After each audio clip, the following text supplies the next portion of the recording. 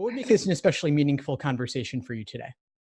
I am aiming pretty high on the list of schools I'm looking at. So getting some advice on what I can do to set myself apart as well as getting a high LSAT score would be really, really beneficial for me. But aside from that, I do have a couple of questions about the LSAT and what I can do. One of my biggest struggles right now is timing.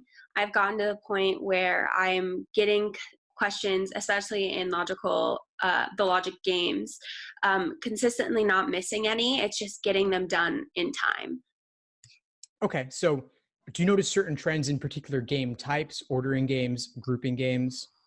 I think the thing that takes the most time for me is making the inferences and making sure that I'm making them correctly. That's Okay. the thing that I'm struggling the most with.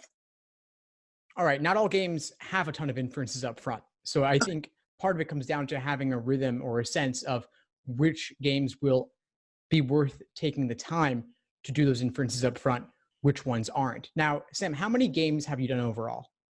I am on the last day of your logics game section for the first 3 weeks, I want to say, of the prep course. Okay, so you've probably done around close to 40 games. Hmm.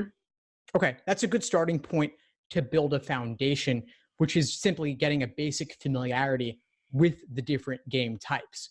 Hmm. But there are nearly 400 released LSAT logic games. So you've Hmm. actually barely just scratched the surface.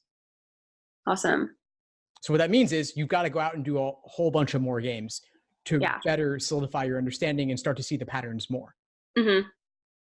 That's the biggest advice I would give you, honestly. You want to improve on games, just do a whole lot of them. Okay. How many Absolutely. exams do you have? I have a lot online. And then for paper, I have a couple of the books that they've released. Good. So if you've got a couple books, that means you've probably got somewhere around 120 in print on paper. And then Right. the others, you could just print out. Or if you Hmm. want to simulate digital, keep them on the screen on a tablet or a computer, do your work to the side on the scratch paper. But I think you just need to do a whole lot more. Thanks for tuning into the show. Please subscribe if you haven't done so already to be notified of new episodes as I release them. And feel free to reach out if you need anything at all as you move forward with your prep. I'm happy to help however I can. In the meantime, I'll wish you all the best and take care.